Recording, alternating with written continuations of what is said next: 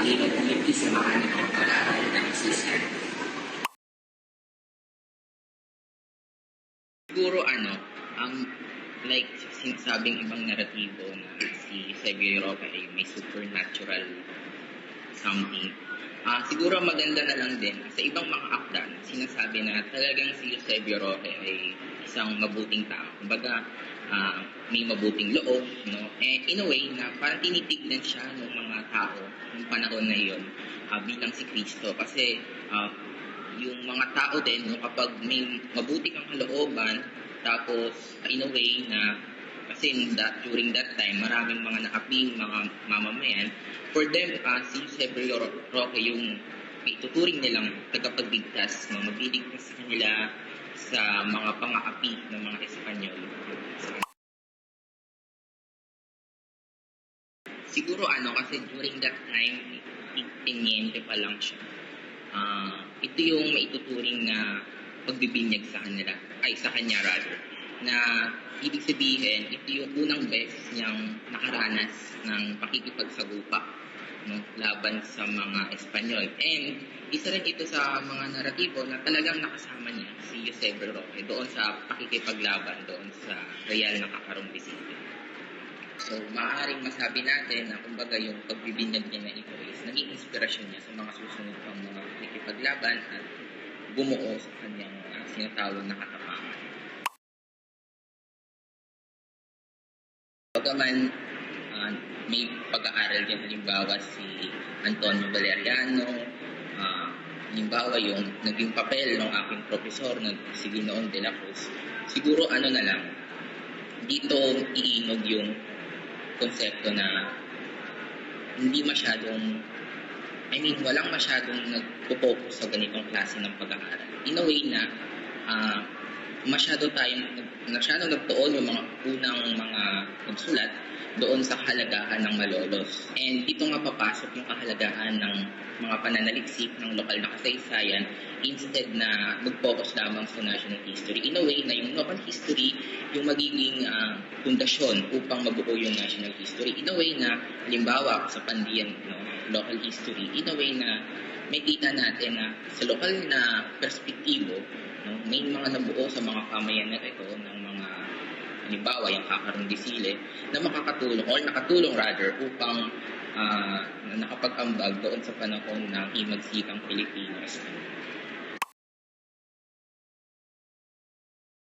Siguro yung magandang kasagutan dyan is, maaari nating tignan ito, maaari lamang na marami republika, ngunit hindi ito isang republika. Kasi kung titignan natin halimbawa yung naging pananaliksik ng scholar, historiador na si Antonio Valeriano, na may kita doon sa listahan sa pagbubuo ng pamahalaan doon sa Kakarong Bisile na ang Pangulo ay si Eusebio Roque, sumunod si Canuto Villanueva.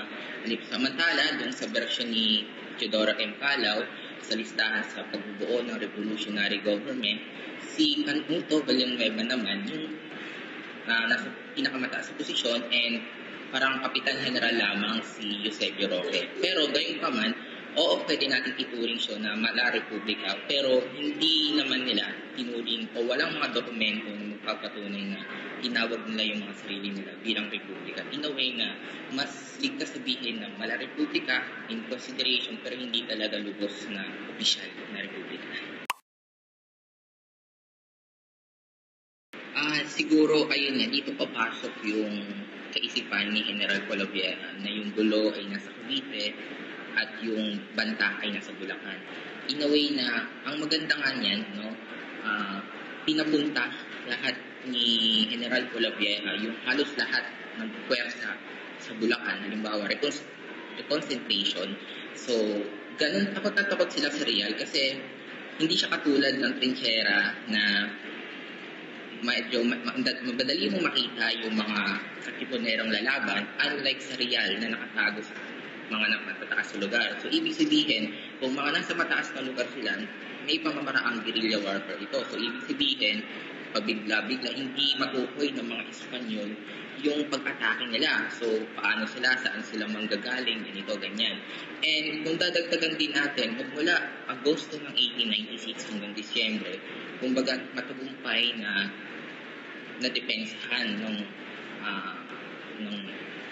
Balangay di Masalang o kung saan nabibilang yung Kakarong de Sile, yung pakikipaglaban nila sa mga Espanyol. So, in a way, parang natatakot, may takot sa mga Espanyol na kung hindi natin uunahin itong mga banta o mga sentro ng insurrection, term of insurrection, ay hindi malabo na baka tungugin na rin nila yung Maynila.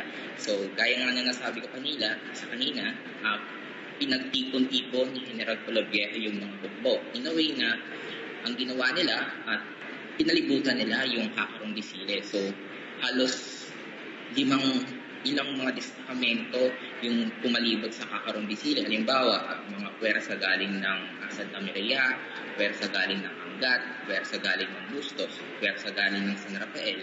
In a way na, kumbaga, kung napapalibutan, in a way na parang imposible na yung pagtakas. Pero ayun nga, kailangan i-pull out mga Espanyol at mapatumba ito na siguro nasa tinatayang 2,000 yung pinadala ng mga Espanyol.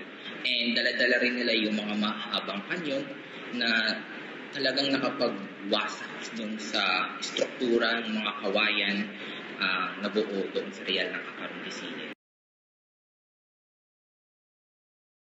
Siguro na lang, yung konsepto ng kalayaan at saka kaligtasan. Kasi kung dadagdagan natin, gaya na nabanggit ko kanina, yung Kakarong de Sile is hindi lamang siya pandepensa, ang ginawang taktika na batay sa kaisipan ni Andres Bonifacio.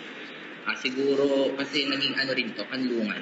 In a way na dito nagtutungo yung mga bata, matanda, babae, lalaki, mga katipunero upang humanap ng kaligtasan.